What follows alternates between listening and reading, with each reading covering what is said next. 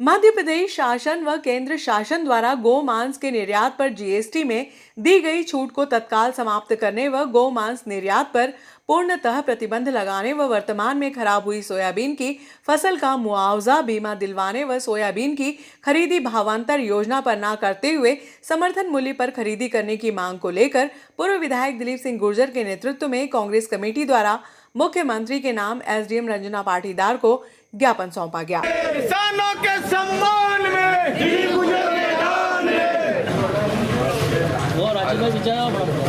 तुम आगे आओ, मैं पीछे मत करो, तुम आगे आओ, मैं तुम्हारे पीछे भी दिख जाऊंगा। क्षेत्र के लोकप्रिय नेता आदरणीय दिलीप सिंह जी गुर्जर साहब के नेतृत्व में शहर कांग्रेस कमेटी द्वारा एक ज्ञापन अनुविभागीय अधिकारी महोदय को दिया जा रहा है।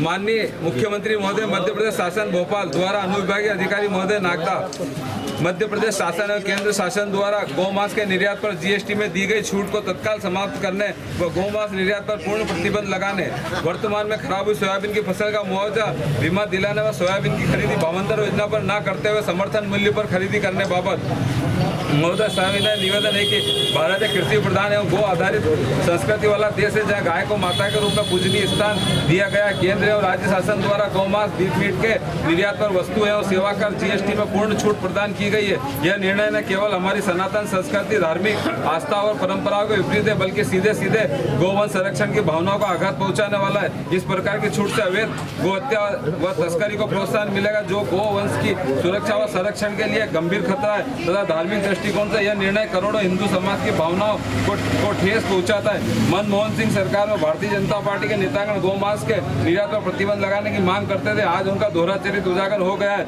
नरेंद्र मोदी सरकार में बीफ निर्यात में भारत प्रमुख निर्यात देशों में पहुंच चुका है और सरकार ने बीफ निर्यात को बढ़ावा देने के लिए गौमांस निर्यात पर 0% टैक्स लगाया है, जिससे कि गोवंश तस्करी, अवैध वध व पशु क्रूरता को बढ़ावा मिलेगा। हम मांग करते हैं केंद्र व राज्य सरकार तत्काल प्रभाव से गौमांस निर्यात पर दी गई जीएसटी छूट को समाप्त करे और गौमांस निर्यात पर पूर्ण प्रतिबंध लगाया जाए, जिससे गौ संरक्षण हो सकेगा। विगत दिनों केंद्रीय कृषि मंत्री शिवराज सिंह चौहान और मुख्यमंत्री मोहन यादव द्वारा विगत वर्ष की बीमा राशि किसानों के खाते में डाली गई थी, जिसकी सूची भी सार्वजनिक नहीं की गई। किसानों को 50-60 रुपए तक का बीमा मिला, अधिकांश किसानों को तो नाम मात्र का बीमा भी नहीं मिला। कमलनाथ सरकार में 6,000 रुपए के मान से बीमा दिया गया था, जबकि विगत 5 वर्षों में बीमा कंपनी ने किसानों से 23,000 करोड़ रुपए की राशि बीमा प्रीमियम के नाम पर वसूल की है। वर्तमान में अत्यधिक वर्षा और बीमारियों से सोयाबीन की फसल चौपट हो गई है।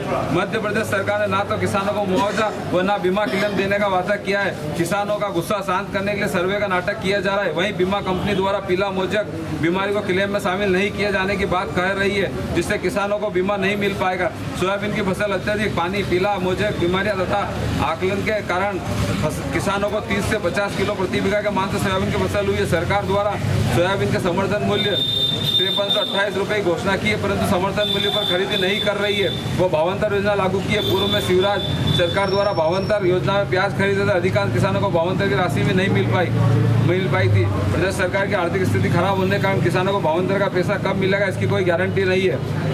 किसान अपनी आने वाली फसल के लिए बीज, खाद, दवाई आदि के लिए नगद राशि देना पड़ती है तथा अपनी पिछली देनदारी चुकाने के लिए तत्काल पैसों की आवश्यकता है।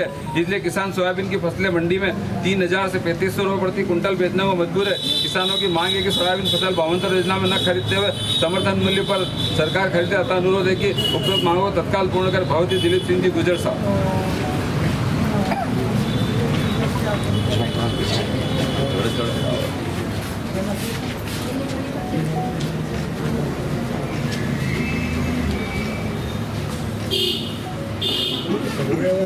अभी अपन क्रॉप कटिंग भी करा रहे हैं, उसके भी डेट आना शुरू हो गए। बीमा कंपनी वाले बोल रहे हैं कि उसमें हम पूरा मोजक उसमें नहीं, उसमें क्रॉप कटिंग का जो आएगा डेटा उसके आधार पे बीमा का लाभ मिल जाएगा। उसमें कम भी आ रहा है, क्रॉप कटिंग में निकल रहा है 30-40 कम मिल रहा है। ठीक है। आज शहर कांग्रेस कमेटी द्वारा विभिन्न मुद्दों को लेकर ज्ञापन प्रेषित किया गया है, जो माननीय मुख्यमंत्री जी को संबोधित है। कलेक्टर महोदय के माध्यम से ज्ञापन उन तक प्रेषित कर दिया जाएगा और आपकी भावनाओं से अवगत कर दिया जाएगा। भारतीय जनता पार्टी हमेशा गायों पे राजनीति करती है ही है। आप लोगों ने देखा होगा कि भारतीय जो कांग्रेस की सरकार थी तो मनमोहन सिंह सरकार पर कई निर्यात के आरोप लगातार भारतीय जनता पार्टी के नेता लगाते थे। वर्तमान में केंद्र सरकार ने तो GST पे गौमांस पे छूट दी है और मध्य प्रदेश शासन की मोदी सरकार ने भी गौमांस पे छूट दे दी है, जो गौहत्या को बढ़ावा देगा और भारतीय जनता पार्टी के द्वारा चरित्र उजागर हुआ है। हम शासन से मांग करते हैं गौहत्या पे तत्काल निर्यात पर प्रतिबंध, गौमांस पे निर्यात पर प्रतिबंध लगाया जाए और GST पे जो छूट गए उसको भी समाप्त किया। दूसरा, हमारे सोयाबीन के सर्वे पिछली बार का जो बीमा मिला वो 30 से 40 रुपये तक किसानों को मिला है, जबकि कमलनाथ सरकार में 6,000 तक का बीमा राशि हमारे किसानों को मिली और मुआवजा भी मिला, दोनों मिले थे। और वर्तमान में सरकार ने 30-40 रुपये दिया है। अभी भी सोयाबीन की फसलें ख़त्म हो चुकी है और जो सोयाबीन का उत्पादन वो 30 से 40 किलो प्रति बीघा के मान से हो रहा है, जिससे किसानों को काफ़ी आर्थिक हानि होगी। और वर्तमान में समर्थन मूल्य 5,000 से अधिक का शासन ने घोषित कर रखा है, परंतु भावांतर में खरीदने की बात करिए।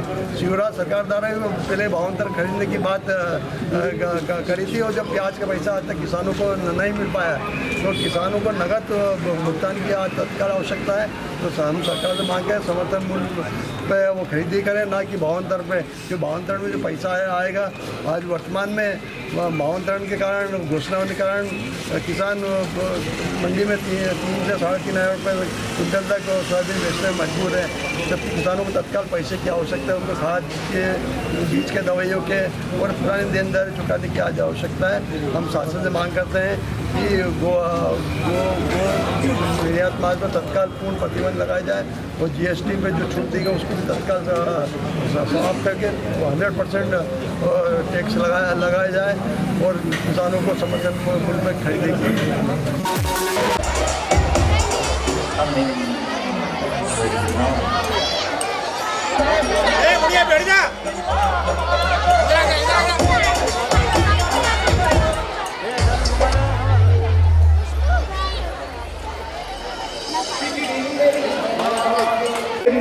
लेट ना करें।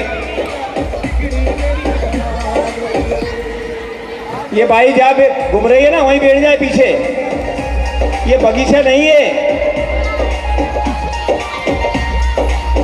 स्टार्ट।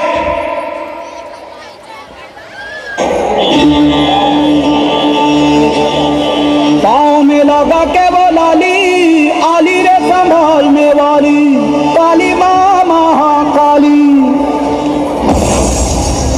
काली।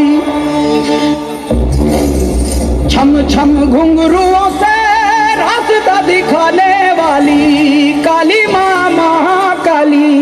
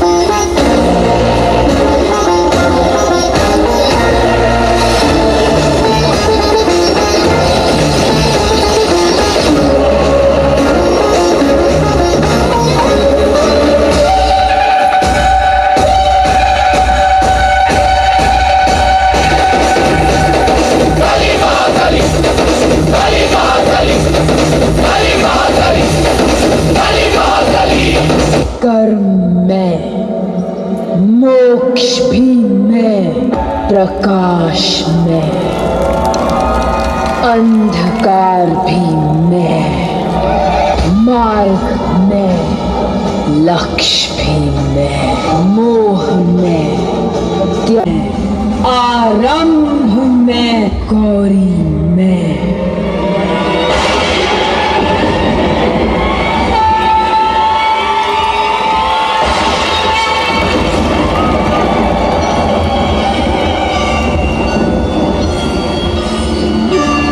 काली में, महाकाली में।